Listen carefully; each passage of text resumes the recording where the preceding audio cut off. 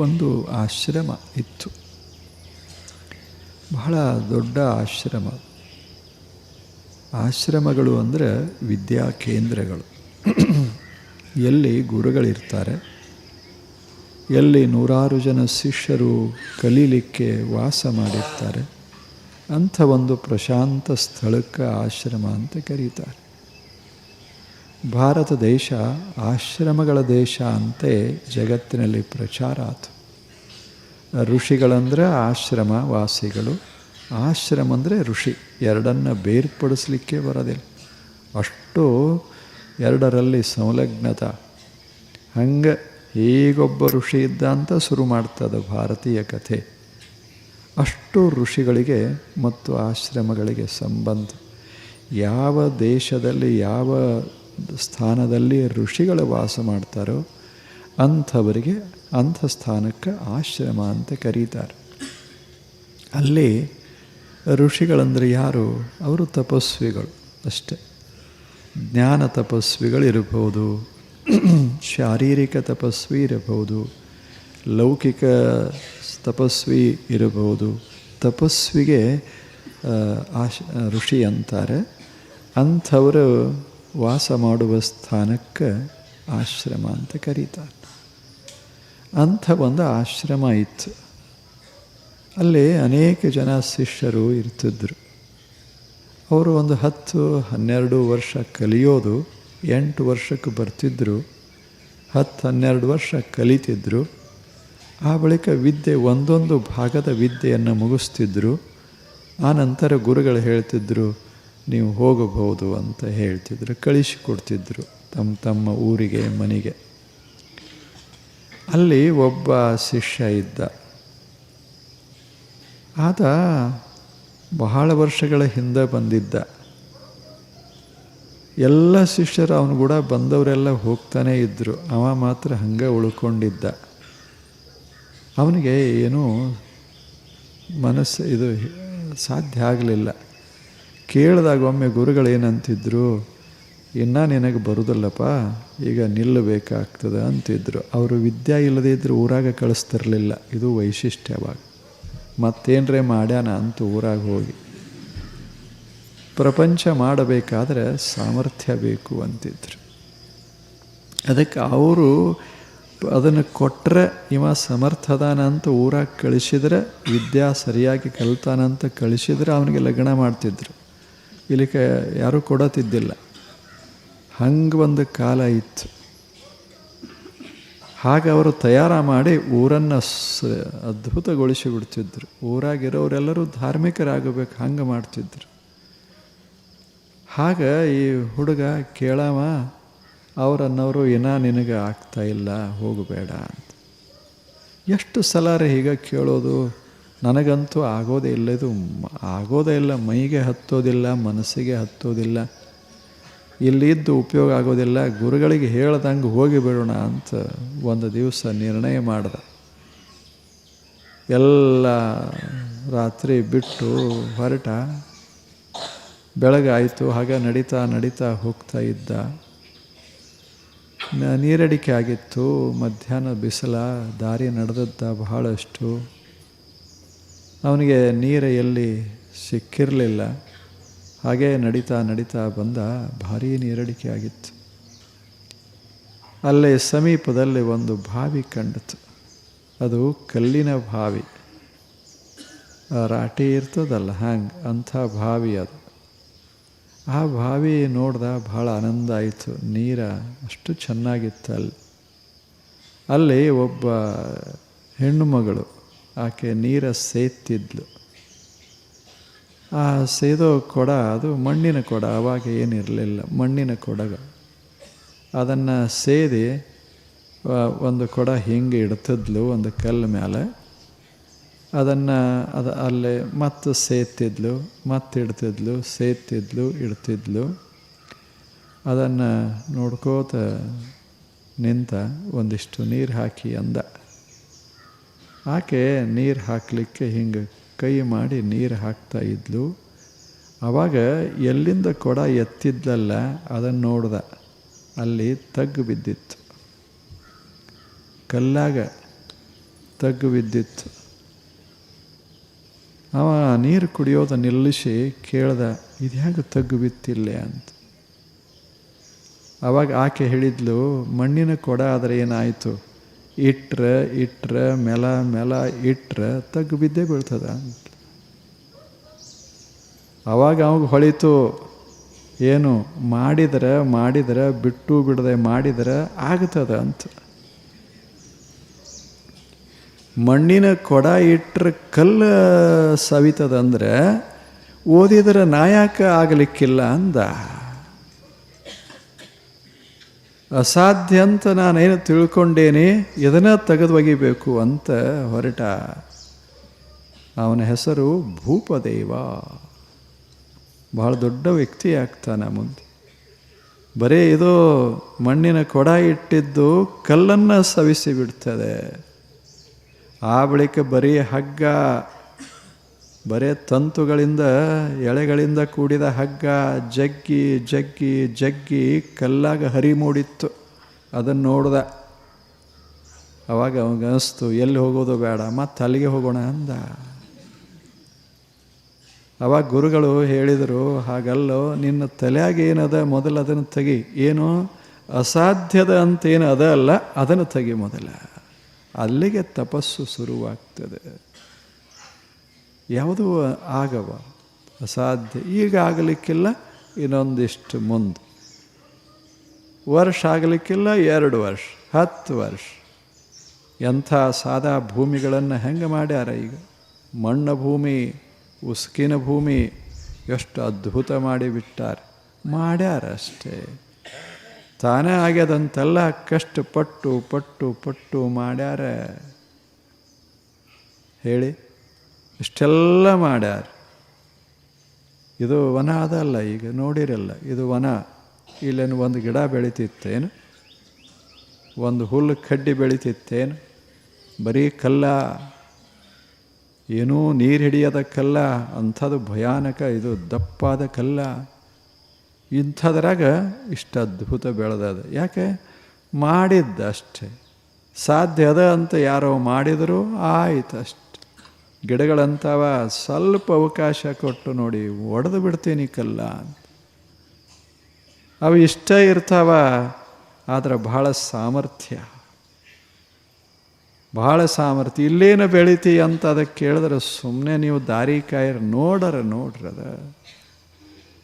ಈ ಆಲದ ಮರ ಇರೋದಿಲ್ಲ, ಸುಮ್ಮನೆ ಒಂದು ಸಣ್ಣ ಬೇರೆ ಹಿಂಗೆ ಒಳಗೆ ಹೋಗ್ತದೆ. ಮೊದಲು ಸಣ್ಣದು ಇಟ ಇರ್ತದೆ, ಒಳಗೆ ಹೋಗಿ ಹಂಗೆ ಬಲಿತು ಬಲಿತು ಬಲಿತು ಕಲ್ಲನ್ನು ಬಿಚ್ಚಿ ಇಷ್ಟು ದೊಡ್ಡದಾಗ್ತದೆ, ಒಳಗೆ ಹೋಗ್ತದೆ. ಒಂದು ಸಸ್ಯ ಇಷ್ಟು ಸಮರ್ಥದ, ಏನು ಬೇಕಾದ ಮಾಡೇನಿ ಅಂತ ಒಂದು ಸಸ್ಯ ಅಂತದೆ. ಮನುಷ್ಯನೇ ಆಗುವುದಿಲ್ಲ ಅಂತ ಯಾಕೆ ನೆಲ ಹಿಡಿತೀಯ? ಇದು ತಪಸ್ಸಾಗಬೇಕಾದ್ರೆ ಮೊದಲನೇ ಕೆಲಸ ಏನು ಅಂದರೆ, ಆಗೋದಿಲ್ಲ ಅನ್ನೋದನ್ನು ತಲೆಯಾಗಿಂದ ತೆಗೆದು ಹಾಕಬೇಕು. ಮತ್ತು ಎಲ್ಲ ಆಗ್ತದನ್ನು ಹುಚ್ಚಿಗೂ ಹೋಗಬಾರದು. ನಾ ಏನು ಮ್ಯಾಗಿನ ಜಿಗಿಬಲ್ಲೆ ಅಂತ ಜಿಗಿದು ಬಿಟ್ರೆ ಆಗ್ತದೆ. ಅದರ ಸಾಧನೆ ಮಾಡಿದರೆ ಆಗ್ತದೆ, ಅದು ಮುಂದಿಂದು ತಪಸ್ಸು. ಯಾವುದೂ ಅಸಾಧ್ಯ ಅಲ್ಲ, ಆದರೆ ಸಾಧನೆ ಮಾಡದೇ ಇದ್ದರೆ ಇಲ್ಲ. ಎರಡನೇ ಕೆಲಸ ಏನು ಮಾಡೋದು ಅಂದರೆ, ಸಾಧನ ಆರಂಭ ಮಾಡೋದು. ಅದು ಯಾವುದು? ಮೊದಲನೇದ್ದು ಕಷ್ಟಗಳನ್ನು ತಡೆದುಕೊಳ್ಳುವಂಥ ಮನಸ್ಸು ತಯಾರ ಮಾಡೋದು. ಯಾವ ಸಾಧನೆ ಕೂಡ ಕಷ್ಟ ಇರದೆ ಆಗೋದಿಲ್ಲ. ಕಷ್ಟ ಆಗೋದೇ. ಕಷ್ಟ ಎಷ್ಟೇ ಬಂದರೂ ಸಹಿತ ತಡ್ಕೋತೀನಿ, ಅದನ್ನು ಎದುರಿಸ್ತೀನಿ ಅಂತನ್ನುವ ಮನೋಭಾವದ ಅಲ್ಲ, ಇದಕ್ಕೆ ದೃಢತಾ, ಛಲ ಬೇಕು ಶರಣಂಗೆ. ಅಲ್ಲ, ಏನೇ ಬರಲಿ ಛಲ ಬೇಕು ಶರಣಂಗೆ. ಅಕ್ಕಮಾದೇವಿ ಹೇಳಿಲ್ಲ, ಅದು ಭೂಮಿನೇ ಖುಷಿಲಿ, ಬೆಟ್ಟನೇ ಮೈ ಮ್ಯಾಲ ಬೀಳಲಿ, ಊರಿನೇ ಹತ್ತಲಿ, ನಾನೇನು ಬಿಡುದಿಲ್ಲ ಅಂದ್ಲು. ಅಲ್ಲಿಲ್ಲ, ಹಾಗೆ ನಾವು ಮನಸ್ಸನ್ನು ಗಟ್ಟಿ ಮಾಡೋದು ಎಲ್ಲದಕ್ಕೂ ಬಹಳ. ಆದರೆ ಏನಾಗ್ತದೆ? ವಾದೇವಿ ಅಷ್ಟೆ. ಈ ಭಾವದ ಏನು ಖಾಯಿ ಮೀರಕ್ಕೆ ಬಂದಾರ ಎಲ್ಲರೂ. ಈಗ ನೋಡ್ರಲ್ಲ ಎಷ್ಟು ಚಂದ ಇರ್ತದೆ. ಕುಡಿಯೋ ಮನುಷ್ಯ ಅವ ಸ್ಪಷ್ಟವಾಗಿ ಹೇಳ್ತಾನೆ, ಡಾಕ್ಟ್ರೇ ಹೇಳ್ತಾರೆ ಹಿಂಗಾದ್ರೆ ಹೋಗ್ತೀಯ ಅಂತ. ಏನು ನೀವರಿ ಏನು ಉಳಿತೇನ್ರಿ ಇದ್ದ ಡಾಕ್ಟ್ರ. ಎಲ್ಲರೂ ಹೋಗೋದದ. ನಾವು 4 ದಿವಸ ಮೊದಲ 4 ದಿವಸ ಹಿಂದೆ ಎಷ್ಟದ ನೋಡ್ಬೇಕು ಛಲ ಬಿಡಬಾರ್ದು ಅಂತ. ತಪಸ್ಸಲ್ಲೇನಿದು? ಇವ ಮಹಾ ತಪಸ್ವೇ. ಯಾರ ಮಾತು ಕೇಳೋದಿಲ್ಲ. ಛಲ ಬೇಕು ಶರಣಂಗೆ. ಯಾರ ಮಾತನ್ನೂ ಕೇಳದಂಥ ಛಲ ಬೇಕು ಶರಣಂಗೆ. ಆಗಿಲ್ಲೇ ಹೆಂಗಂತಾರೆ, ಕ್ಯಾನ್ಸರ್ ಆಗ್ತದಂತ ಬರ್ದಾರ ಚೀಟಿ ತಿಂದ್ರೆ. ಆಗಲಿ ಬಿಡು ಅಂದರೆ ನಾವು ಯಾರು ತಿನ್ನೋದಿಲ್ಲ. ನಾವು ಈ ಜೀವನದ ಮೋಹದಲ್ಲಿ ಸಿಕ್ಕೊಂಡೇವಿ ಅಂತ ಅವ ನಿರ್ಲಿಪ್ತ. ಯಾವುದಕ್ಕೂ ಜಗ್ಗಮಲ್ಲ. ನಾವು ಹೆದರೇವಿ ಅಂತವ ಹಂಗ. ಒಂದು ಸಾಮಾನ್ಯ ವ್ಯಸನಕ್ಕೆ ಬಿದ್ದು ಮನುಷ್ಯನೇ ಇಟ್ಟು ಗಟ್ಟಿ ಆಗ್ತಾನ. ಒಂದು ಏನಾದರೂ ಸಾಧಿಸಬೇಕು ಅಂತ ಮನುಷ್ಯ ಪ್ರಯತ್ನ ಮಾಡಿ ಕನಸ ಕಂಡ್ರೆ ಸ್ವಲ್ಪ ಕಷ್ಟಗಳು ಬರ್ತಾವೆ. ಒಂದಿಷ್ಟಿಷ್ಟು ಕಷ್ಟಗಳು ಬರ್ತಾವೆ. ಉದ್ಯಮೇನ ಹಿ ಸಿದ್ಧ್ಯಂತಿ ಕಾರ್ಯಾಣಿ ನ ಮನೋರಥೈ. ನಹಿ ಸುಪ್ತಸ್ಯ ಸಿಂಹಸ್ಯ ಮುಖೇ ಪ್ರವಿಶಂತಿ ಮೃಗಾಃ. ಸಿಂಹ ಎಷ್ಟು ಬಲಿಷ್ಠ ಇದ್ರೇನಾಯ್ತು? ಕಾಡಿನ ರಾಜನಿದ್ರೇನಾಯ್ತು? ನಾನು ಮಲ್ಕೋತೇನೆ, ನನ್ನ ಹತ್ತಿರ ನೀವು ಬರ್ರಿ, ನಾನು ನಿಮ್ಮನ್ನು ತಿಂತೇನೆ ಅಂತ ಅದು ಮಲ್ಕೋತು ಅಂದರೆ ಅಲ್ಯಾರು ಬರ್ತಾರೆ? ಒಂದು ಮೊಲ ಸಹಿತ ಹಾಯೋದಿಲ್ಲದ. ಅಷ್ಟೆಲ್ಲ ಬಲಿಷ್ಠಿದ್ದರೂ ಸಹಿತ ಮತ್ತೆ ಹೋರಾಟ ಮಾಡಬೇಕು. ಯಾವುದು ಬಂದ ಉಡಿಗೆ ಬೀಳ್ತದೇನು? ಒಂದು ಸಣ್ಣ ಮೊಲ ಹಂಗೆ ಸಿಗುವುದಿಲ್ಲ. ನೀ ಹುಲಿ ಇರು, ನೀ ಸಿಂಹ ಇರು ಅಂಥದ್ದು. ನನಗೆ ಕಚ್ಚಲಿಕ್ಕೆ ಬರಲಿಕ್ಕಿಲ್ಲ, ಆದರೆ ತಪ್ಪಿಸ್ಕೊಳಕ್ಕೆ ಬರ್ತದೆ. ನನಗೆ ತಪ್ಪಿಸ್ಕೊಳಕ್ಕೆ ಬರೆದಿದ್ದರೆ ನಮ್ಮ ಕುಲ ಇಷ್ಟು ಬೆಳಿತಾನೆ ಇರಲಿಲ್ಲ. ನಿಮ್ಮ ಕುಲ 1, 2 ಅಟ್ಟದಾವ. ನಮ್ಮದು ಅರಣ್ಯದ ತುಂಬ ನಾವೇ ಹೆಂಗೆ ಬೆಳೆದೇವಿ. ಯಾಕೆ? ತಪ್ಪಿಸ್ಕೊಳಕ್ಕೆ ಬರ್ತದೆ. ನೀ ಅಷ್ಟು ಶೂರ್ ಇರಬೇಕು, ನಾ ಯಾಕೆ ಸಿಗಲಿ ಅಂಥದ್ದು. ನಹಿ ಸುಪ್ತಸ್ಯ ಸಿಂಹಸ್ಯ ಮುಖೇ ಪ್ರವಿಶಂತಿ ಮೃಗಾ. ಮಲ್ಕೊಂಡ್ರೆ ಸಿಂಹದ ಮುಖದಲ್ಲಿ ಸಿಂಹದ ಸಮೀಪಕ್ಕೆ ಒಂದು ಪ್ರಾಣಿ ಬರೋದಿಲ್ಲ. ಕೆಳಗೆ ಮಲ್ಗ್ಯಾನ, ಗಿಡ ದೊಡ್ಡ ಗಿಡ, ನೀರಡಿಕೆ ಆಗ್ಯದ, ಹಸಿವಾಗ್ಯದ, ಮ್ಯಾಲ ಮಾವುಗಳದಾವ, ಪಕ್ವಾದ ಮಾವುಗಳದಾವ. ಗಿಡ ಹೇಳ್ತದೆ ಏರು ಮ್ಯಾಲ, ನಿನಗೊಂದು ಹಣ್ಣು ಸಿಗ್ತದೆ ಅಂತ. ಏರ್ಲಾರ್ದೆ ಬರಲಿ ಅಂತ ಇವ ಮಲಗ್ಯಾನ ಕೆಳಗೆ. ಗಿಡದ ಕೆಳಗದಿನಲ್ಲ ನಾ ಯಾಕೆ ಅಂತ ಗಿಡ ಹೇಳ್ತದೆ, ಹಾಗೆಲ್ಲ ಕೊಡೋದಿಲ್ಲಪ್ಪ. ನಿನಗೆ ಹಂಗೆ ಆಗೋದಾದ್ರೆ ನಾ ಒಗಿಯೋ ತಕ್ಕ ಮಲ್ಕೋ, ನಾ ಒಗಿಬೇಕಲ್ಲ. ಅದು ದೈವ. ಒಗಿಯೋ ತಕ್ಕ ಮಲ್ಕೊಳ್ಳೋದೇ ದೈವ, ಏರಿ ಹರಿಯೋದೇ ಪೌರುಷ. ಏರಿ ಹರಿಯೋದೇ ಪೌರುಷ. ಈಗ ಆಲೋಚನೆ ನಾವು ಸ್ವಲ್ಪ ಉದ್ಯಮೇನ ಹಿ ಸಿದ್ಧ್ಯಂತಿ ಕಾರ್ಯಾಣಿ ನ ಮನೋರಥೈ. ಬರೇ ಬರಲಿ ಅಂತ ತಿಳ್ಕೊಂಡು ಎಷ್ಟು ಮಂತ್ರ ಹಾಕಿದ್ರಿ ಏನು, ಎಷ್ಟು ತಾಪ ಮಾಡಿಕೊಂಡ್ರೆ ಏನು, ಎಷ್ಟು ಬಯಸಿದ್ರೆ ಏನು, ಬರ್ತದೇನು? ನಾ ದಪ್ಪ ಆಗಲಿ ಅಂತ ಒಬ್ಬ ಹುಡುಗ ದಪ್ಪ ಆಗಬೇಕು ನಾನು ಅಂತ, ಅಂದ್ರೆ ಸಶಕ್ತ ಆಗಬೇಕು, ಬರೇ ದಪ್ಪಲ್ಲ ಸಶಕ್ತ ಆಗಬೇಕು ಅಂತ ಆ ಹುಡುಗ ಭಾಳ ಓಡಬೇಕು, ಭಾರಿ ಓಡಬೇಕು, 1ನೇ ನಂಬರ್ ಬರಬೇಕು. ಮತ್ತು ಏನು ಮಾಡ್ತಾನೆ? ಎಂದೂ ಓಡಿಲ್ಲ. ಓಡೋ ಪುಸ್ತಕ ಓದ್ತಾನಷ್ಟೆ. ಎಲ್ಲ ಪುಸ್ತಕ ಅವನಿಗೆ ಗೊತ್ತು. Running, the art of running, ಎಲ್ಲ ಓದ್ಯಾನ, ಒಂದು ಲೈಬ್ರರಿನೇ ಮುಗಿಸ್ಯಾನ, ಆಗ ಓಡಕ್ಕೆ ಬರೋದಿಲ್ಲ. ಯಾವ ಸಾಧನೆ ಮಾಡಬೇಕೋ ಆ ಸಾಧನೆ ಮಾಡಿದರೆ ಮಾತ್ರ ಸಿದ್ಧಿ ಆಗ್ತಾವೆ ವಿನಃ ಏನೋ ಒಂದು ಮಾಡಿದರೆ ಆಗೋದಿಲ್ಲ. ಬೇಕಾಗ್ತದೆ. ಉದ್ಯಮೇನ ಹಿ ಸಿದ್ಧ್ಯಂತಿ ಕಾರ್ಯಾಣಿ ನ ಮನೋರಥೈ. ಸುಮ್ಮನೆ ಮನೋರಥ ಮಾಡಿದರೆ, ಸುಮ್ಮನೆ ಆಸೆ ಪಟ್ಟರೆ ಅಥವಾ ಮನಸ್ಸಿನ ಕನಸು ಕಂಡ್ರೆ ಆಗ್ತದೇನು? ಯಾರಿಗೆ ಚಲೋ ಕನಸ ಬಿದ್ದಿಲ್ಲ ಹೇಳಿ? ಈಗ ನಮಗೂ ಎಲ್ಲರಿಗೂ ಅನ್ನಿಸ್ತದೆ. ಏನು ಅನ್ನಿಸ್ತದೆ? ಏಕ್ದಮ್ ಈಗ ಇಚ್ಛೆ ಪಟ್ಟ ಕ್ಷಣವೇ ಅಮೇರಿಕಾದಾಗಿರ್ಬೇಕು ಅನ್ನಿಸ್ತದೆ. ಆಗ್ಬೇಕಲ್ಲ ಹೇಳಿ. ಸಾಧನೆ ಮಾಡಬೇಕಾಗ್ತದೆ, ಇಲ್ಲದೇ ಇದ್ರೆ ಆಗೋದೇ ಇಲ್ಲದ, ಆಗೋದೇ. ದೇಶವನ್ನು ಕಟ್ಟೋದ ಇರಲಿ, ಸಮಾಜವನ್ನು ಕಟ್ಟೋದ ಇರಲಿ, ಕಷ್ಟ ನಷ್ಟಗಳನ್ನು ಎಲ್ಲ ಎದುರಿಸಿ ಒಳ್ಳೆಯ ಕನಸನ್ನು ಕಂಡು ಅದನ್ನು ಅಮಲಿನಲ್ಲಿ ತರಬೇಕಾಗ್ತದೆ, ಕ್ರಿಯಾರೂಪ ಕೊಡಬೇಕಾಗ್ತದೆ. ಯಾವುದು ಅಸಾಧ್ಯದ? ಯಾವುದು ಸಾಧ್ಯದ? ಅದಕ್ಕೆ ಆತ ಹೇಳ್ತಾನೆ, ಉದ್ಯಮೇನ ಹಿ ಸಿದ್ಧ್ಯಂತಿ ಕಾರ್ಯಾಣಿ. ಯಾವುದೇ ಕಾರ್ಯ ಸಿದ್ಧಿಸಬೇಕಾಗಿತ್ತು ಅಂದರೆ ಅದಕ್ಕೆ ಪ್ರಯತ್ನ ಮಾಡಬೇಕಾಗ್ತದೆ. ಉದ್ಯಮ ಅಂದರೆ ಪ್ರಯತ್ನ, ಪರಿಶ್ರಮ. ಭಾಳ ಚಲೋ ಶಬ್ದ. ಪರಿಶ್ರಮ ಮಾಡಬೇಕಾಗ್ತದೆ. ಸುಮ್ಮನೆ ಹಿಂಗೆ ಕಸ ಸ್ವಚ್ಛ ಆಗಲಿ ಮನೆ ಹಿಂಗಂದ್ರೆ, ಪರಮಾತ್ಮನೇ ಒಂದು ಕಾಯಿ ಹೊಡಿತೇನೆ, ಈ ಮನೆ ಸ್ವಚ್ಛ ಆಗಬೇಕು. ಅವ ಒಂದು ಕಾಯಿ ತಗೊಂಡು ದಿನಾಲು ಕಸ ಹೊಡಿಬೇಕು. ಅದು ಹೆಂಗೆ ಆಗ್ತದೆ ಹೇಳಿ?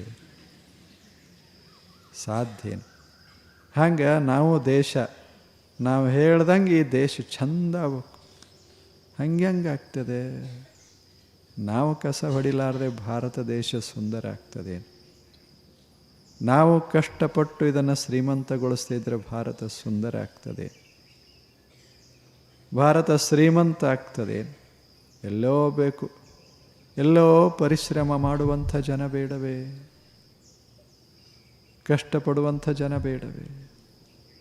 ಹಾಗೆ ತಂದ ಜೀವನ ಇರಲಿ, ಸಮಾಜ ಜೀವನ ಇರಲಿ, ಅದನ್ನು ಮಾಡಬೇಕಾಗಿತ್ತು ಅಂದರೆ ಉದ್ಯಮೇನ ಹಿ ಸಿದ್ಧ್ಯಂತಿ ಕಾರ್ಯಾಣಿ. ಸುಮ್ಮನೆ ಹಿಂಗೆ ಬರೋದಿಲ್ಲ. ಈಗ ಹುಡುಗರು ಅನ್ನೋದಿಲ್ಲ, ನಮಗೆ ನೆನಪ ಉಳಿಯೋದಿಲ್ಲ. ಅದಕ್ಕೆ ನೆನಪಿನ ಶಕ್ತಿ ಹೆಚ್ಚಾಗುವಂಗೆ ಯಾವ ಗುಳಿಗೆ ತಗೋಬೇಕು ಅಂತ ಓದೇ ಇಲ್ಲ. ಒಂದು ಸಲ ಓದೋದು ನೆನಪ ಆಗೋಲ್ದು, ಒಂದು ಸಲ ಓದಿದ್ರೆ ನೆನಪಾಗ್ತದೆ. ಯಾವುದಾಗ್ತದೆ? ಹೆಸರು ಸಹಿತ ನೆನಪಾಗೋದಿಲ್ಲ ಒಂದು ಸಲ ಓದಿದರೆ. ಹೆಸರು ಎಷ್ಟು ಜನ ಇಡ್ತಾರೆ? ಒಬ್ಬರು ಇಡ್ತಾರೆ, ಇಬ್ಬರು ಇಡ್ತಾರೆ, 5 ಜನ ಇಡ್ತಾರೆ. ಇಟ್ಟ ಬಳಿಕ ಮತ್ತೆ ಅನ್ಕೋತ ಹೋಗ್ತಾರೆ. 1 ವರ್ಷ ಆದ ಬಳಿಕ ಅವ ರಾಮ ಅಂದ ಕೂಡಲೇ ಅವ ಕಣ್ಣು ತೆಗೆಯಕ್ಕೆ ಶುರು ಮಾಡ್ತಾನೆ. 1 ವರ್ಷ ಬರೀ ಹೆಸರು ಕಲಿಬೇಕಾಗತ್ತೆ. ಇನ್ನು ಹೆಸರು ನೆನಪು ಮಾಡಬೇಕಾದ್ರೆ ಇಷ್ಟು ಕಲಿಬೇಕಾಗ್ತದೆ. ಇವ ಪರೀಕ್ಷೆ ಕೂತಾನ, ನೆನಪ ಆಗೋಲ್ದು. 1 ಸಲ ಓದಿನಿ ಅಂತ. ಹೆಂಗಾಗ್ತದೆ? ಮತ್ತೆ ಮತ್ತೆ ಮತ್ತೆ ಪುನಶ್ಚರಣ. ಮತ್ತೆ ಮತ್ತೆ ಹಾಡು ಒಂದು ಸಲಕ್ಕೆ ಒಮ್ಮೆಗೆಲ್ಲ ಸರಿಗಮ ಬರ್ತದೆ. ನೀವು ಹಾಡಿರ್ಬೇಕಾದ್ರೆ ಗೊತ್ತಿಲ್ಲ, ಸರಿಗಮ ಪದ ನೀ ಅಂತ ಯಾರಿಗೆ ಗೊತ್ತಿಲ್ಲ. ನನಗೆಲ್ಲ ಬರ್ತಾವಂತ ಹಾಡ್ಕೋತ ಕೂತ್ರೆ ಅದಾಗೋದಿಲ್ಲ. ಅದಕ್ಕೆ ಸಾಧನೆ ಮಾಡಬೇಕಾಗ್ತದೆ. ಸಾಧನೆ. ಹರಿದಾಸರ ಹತ್ತಿರ ಇವನೇ ಹೋಗಿದ್ದ, ಯಾರು? ತಾನ್ಸೇನ. ಸಣ್ಣವಿದ್ದಾಗ ಹರಿದಾಸ ತಾನಸೇನರ ಗುರು. ತಾನಸೇನ ಮುಂದೆ ಅಷ್ಟು ದೊಡ್ಡ ಸಂಗೀತಜ್ಞನಾದ. ಅವ ಹುಡುಗಿದ್ದಾಗ ಹೋದ ಯಾರ ಕಡೆ? ಹರಿದಾಸನ ಕಡೆ ಹೋದ. ಹರಿದಾಸ ಋಷಿ ಸದೃಶ ವ್ಯಕ್ತಿ. ನಾನು ಕಲಿತೇನೆ ಅಂದ. ಆವಾಗ ಅವ್ರಿಗೆ ಭಾಳ ಸಂತೋಷ ಆಯಿತು. ಹುಡುಗ ಬಂದಿದ್ದ, ಛಲೋ ಇದ್ದ, ಮಸ್ತ್ ಧ್ವನಿ ಇತ್ತು. ಆವಾಗ ಅವ ಹೇಳ್ದ, ನೋಡು ಸರಿ ಗಮ ಕಲಿಸ್ತೀನಿ, ಇದನ್ನು ಕಲಿ ಅಂದ. ಅವ ಮುಂಜಾನೆ ಹೇಳಿದರು, ಸಾಯಂಕಾಲ ಬಂದು ನನಗೆ ಬತ್ತು ಒಂದ. ಅವಾಗಂದರು, ನೋಡ ಇನ್ನೊಮ್ಮೆ ನನಗೆ ಭೇಟಿ ಆಗಬೇಕಾದ್ರೆ 1 ವರ್ಷ. ಈ ಸರಿಗಮ ಅನ್ಕೋತ 1 ವರ್ಷ ಇರು, ಆವಳಿಗೆ ಭೇಟಿ ಆಗು ಅಂದರು. ಅವ ಏನು ಮಾಡಿದ್ದ, ಸಾಯಂಕಾಲ ಮುಗಿಸಿ ಮರುದಿವ್ಸ ಹೊಸದು ಹೇಳಿಸ್ಕೋಬೇಕತ್ತ ಅವಂದು. ಗುರುಗಳು ಹೇಳಿದರು, ಹಾಗೆಲ್ಲ ಆಗೋದಿಲ್ಲ, ಬರೇ ಸರಿಗಮ ಬರಬೇಕಾದ್ರೆ 1 ವರ್ಷ.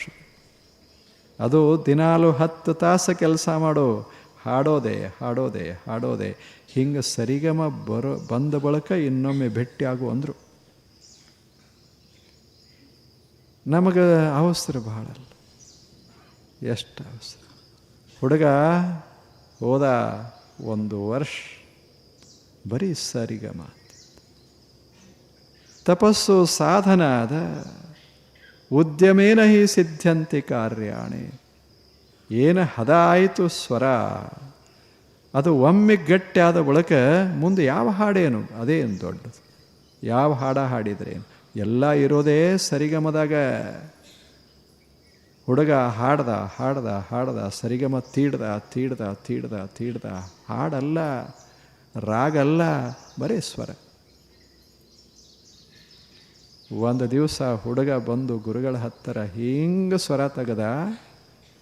ಅವಾಗ ಅಂದರು, ನೀ ನನ್ನ ಶಿಷ್ಯ. ಹಂಗೆ ಯಾವುದೋ ಹಿಂಗೆ ಬಂದು ಕೂಡಲೇ ಆಗ್ತವೆ. ಉದ್ಯಮೇನ ಹಿ ಸಿದ್ಧಂತಿ ಕಾರ್ಯಾಣಿ ನ ಮನೋರಥೈ. ಮತ್ತು ಇದು ಪರಿಶ್ರಮ ಆಯಿತು. ಇದು 2ನೇದ್ದು. ಮೊದಲನೇದ್ದು ಆಗುವುದಿಲ್ಲ ಅನ್ನಬಾರದು. 2ನೇದ್ದು ಛಲ, ಮಾಡೇ ತೀರ್ತೇನೆ ಅಂತನ್ನುವ ಛಲ ಇರಬೇಕು ಮನುಷ್ಯ. ಅದು ಛಲ ಆಗೋದು ಡಿಟರ್ಮಿನೇಷನ್. ಇದನ್ನು ಮಾಡೇ ತೀರ್ತೇನೆ, ಸಂಕಲ್ಪ ಅಂತಾರಿದೆ. ಇದನ್ನು ಮಾಡೇ ಬಿಡೋದು, ಏನಾದರೂ ಆಗಲಿ ಇದನ್ನು ಮಾಡೇ ಬಿಡು. ಇದು 2ನೇದ್ದು. 3ನೇದ್ದು ಪರಿಶ್ರಮ. ಉದ್ಯಮೇನ ಹಿ ಸಿದ್ಧಂತಿ ಕಾರ್ಯಾಣಿ. ಪರಿಶ್ರಮ ಮಾಡೋದು. ಎಷ್ಟು ದಿವಸ ಪರಿಶ್ರಮ ಮಾಡಬೇಕು? ಪತಂಜಲ ಹೇಳ್ತಾರೆ, ನೀನು ಇರೋ ತಕ ಮಾಡು,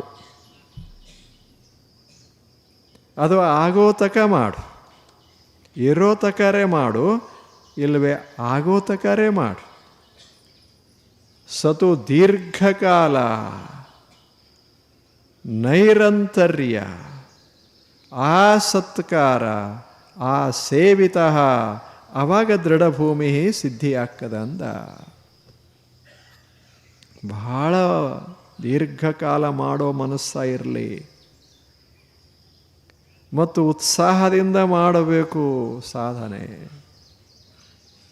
ನಿರಂತರವಾಗಿ ಮಾಡಬೇಕು. ಸ್ವಾಮಾರ ಮಾಡದ ಆಯ್ತಾರ ತಕ್ಕ ಮಲಗದ, ಹಂಗಾಗಲಿಲ್ಲ. ನಿರಂತರ, ಅಂತರ ಇರಬಾರ್ದು, ಮಧ್ಯ. ಹಾಗೆ ಬಿಟ್ಟು ಬಿಡದೆ ಸೋಮವಾರ ಮಾಡೋದು, ಮಂಗಳವಾರ ಮಾಡೋದು, ಬುಧವಾರ ಮಾಡೋದು, ದಿನ ದಿನ ದಿನ ಮಾಡು.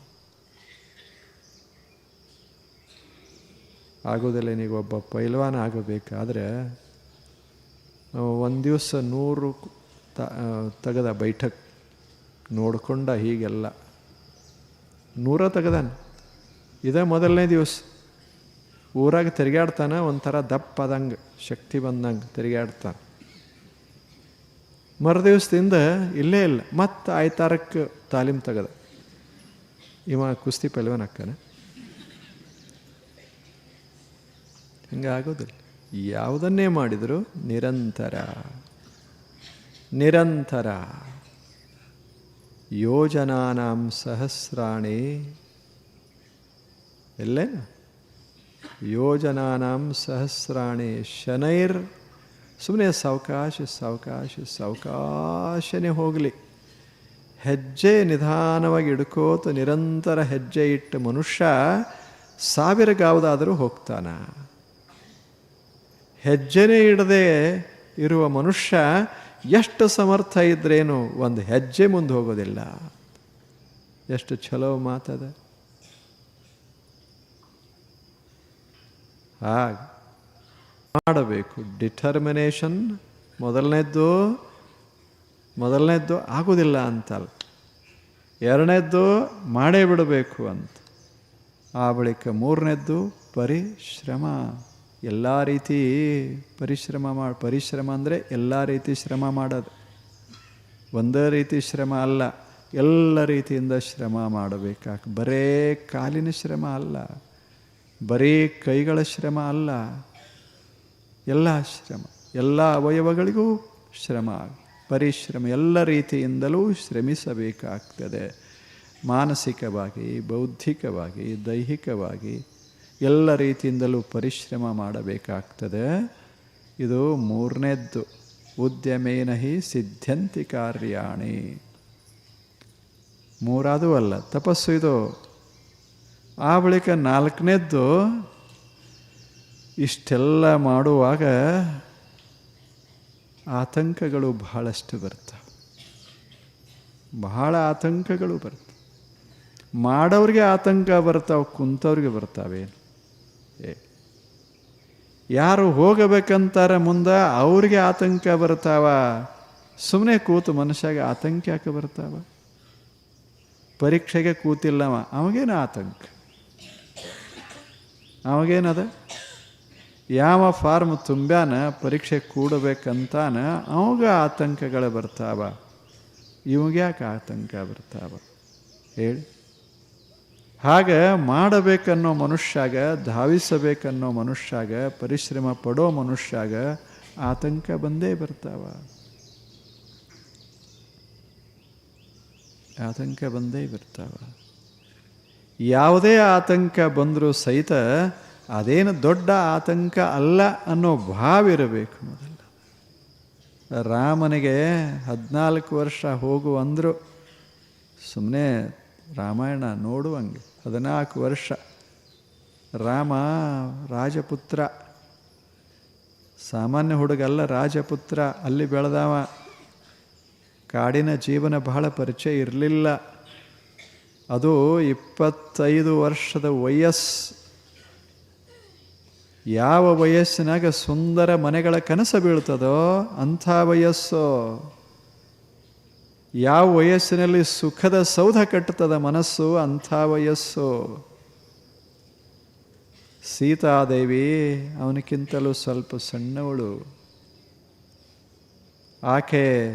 ಆಕೆಗಂತೂ ಏನೂ ಗೊತ್ತಿರಲಿ, ಅರಣ್ಯ.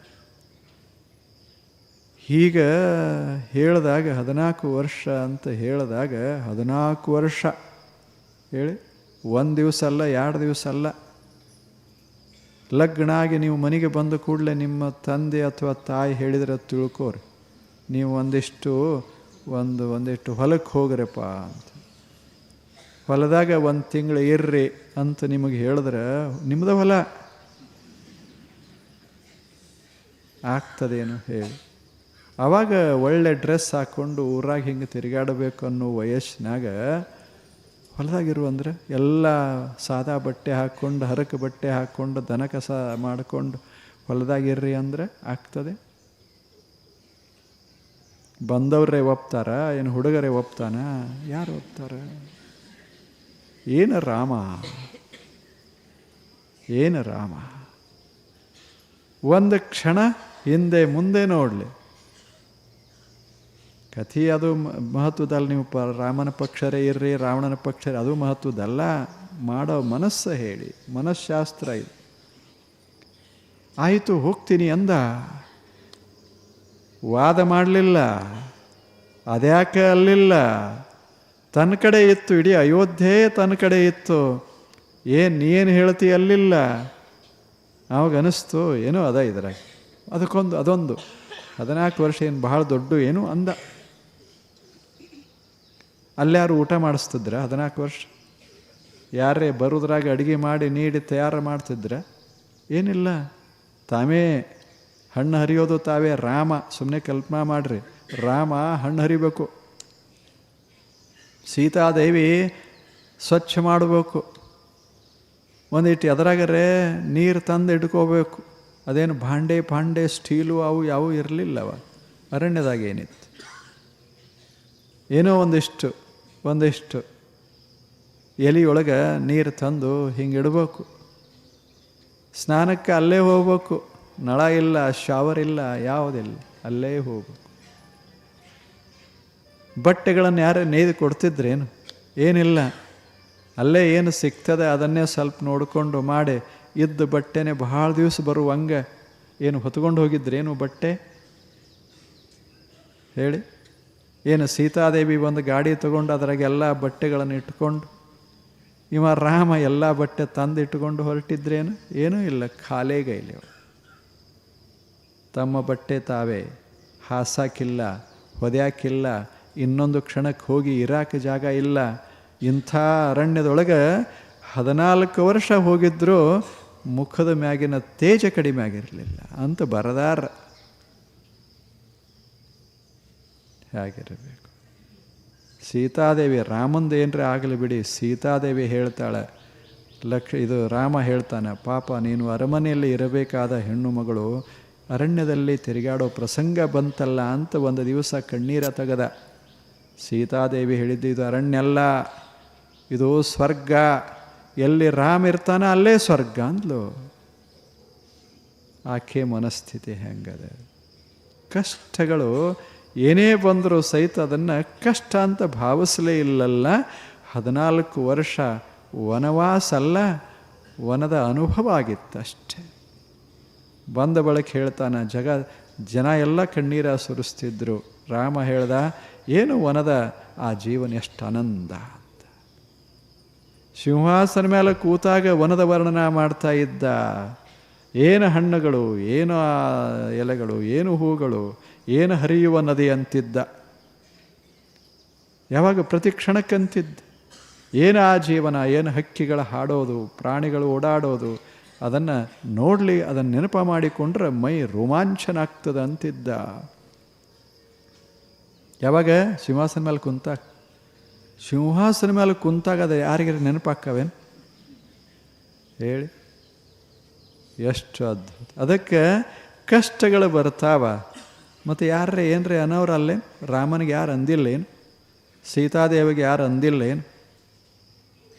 ಎಷ್ಟೆಲ್ಲ ಅಂದರು, ಏನೆಲ್ಲ ಆದರೂ ಸಹಿತ ಮನಸ್ಸು ಎಷ್ಟು ಸ್ವಚ್ಛಾಗಿಟ್ಟುಕೊಂಡ ಜನ. ಅದಕ್ಕೆ ಮುಂದೆ ರಾಮಾಯಣ,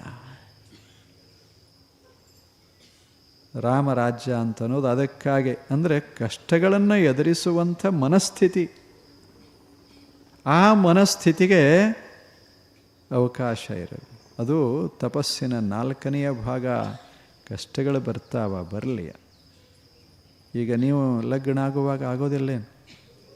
ಲಗ್ನ ಆಗುವಾಗ ಸುಮುಹೂರ್ತೆ ಸಾವಧಾನೆ ಅಂತ ಹೇಳ್ತಾರೆ. ನೋಡಪ್ಪ, ಈಗ ಚಲೋ ಅದಿರಿ, ಈಗ ಚಲೋ ಅದಿರಿ, ನೀವು ನಿಮಗೇನಾಗ್ಯದ, ಆರಾಮದಿರಿ, ಹಿಂಗೆ ಇರ್ತದಂತ ತಿಳ್ಕೋಬೇಡ್ರಿ ಅಂತ. ಸಾವಧಾನ. ಆ ಉಪದೇಶ ಚಂದದ. ಪಾಪ ಅವರು ಅನ್ನೋರಿಗೆ ಗೊತ್ತದೇ ಇಲ್ಲ, ಗೊತ್ತಿಲ್ಲ, ಅದರಾಗ ಎಷ್ಟು ಉಪದೇಶ ಚಂದದ. ಸೋಮುಹೂರ್ತ ಇದೇನು ಲಗ್ನ ಆಗಿರಲ್ಲ, ಬಹಳ ಒಳ್ಳೆಯದು ಇದು.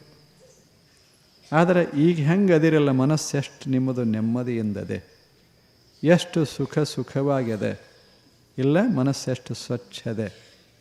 ಹಿಂಗೆ ಕಾಪಾಡಿಕೊಂಡು ಹೋಗ್ರಿ. ಸಾವಧಾನ. ಇದನ್ನು ಕೆಡಿಸೋರು ಬರ್ತಾರ. ಈ ಮನಸ್ಸನ್ನು ಒಡೆಯುವಂಥ ಘಟನೆಗಳು ನಡೆಯುವ ಸಾಧ್ಯತೆ ಅದೆ. ಕಷ್ಟಗಳು ಬರ್ತಾವ, ಆದರೆ ನಿಮ್ಮ ಮನಸ್ಸು ಒಡ್ಕೋಬೇಡಿ. ಸಾವಧಾನ. ಎರಡೇ ಶಬ್ದ, ಉಳಿದೇನು ಸಂಬಂಧ ಇಲ್ಲ ಅಲ್ಲಿ. ಸುಮುಹೂರ್ತದ ಸಾವಧಾನ.